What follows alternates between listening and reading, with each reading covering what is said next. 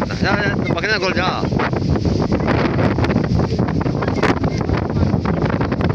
life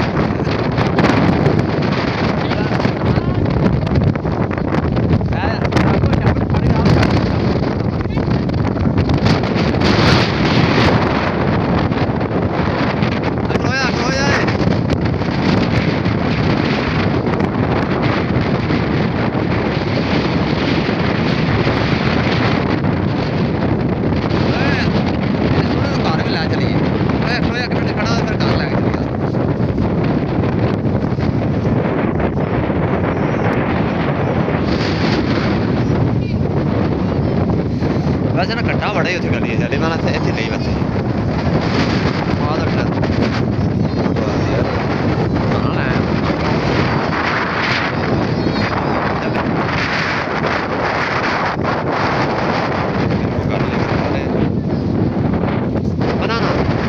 तो fresh होगी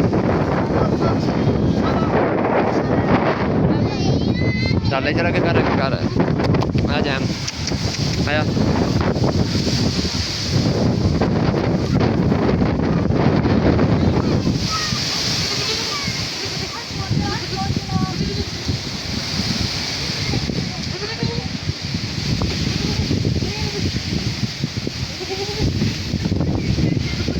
चल ले चल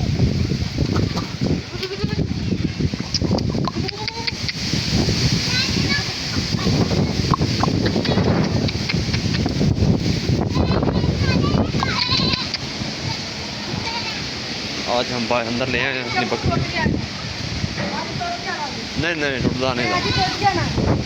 चल दोस्तों बड़ी मुश्किल से हम बकरियों को लेकर जा रहे हैं तो ये हमारी वीडियो को लाइक शेयर ज़रूर करना बड़ी मेहनत करते हैं हम बड़ी मेहनत के साथ आज बना कर ले आए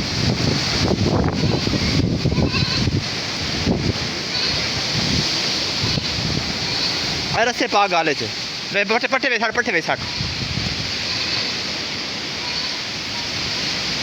परली साइड बकरी पता ना अगे बननी उवें बननी जिवें छड्डियां ने इत्थे डब्बी बकरी बन पूरा जैम हाँ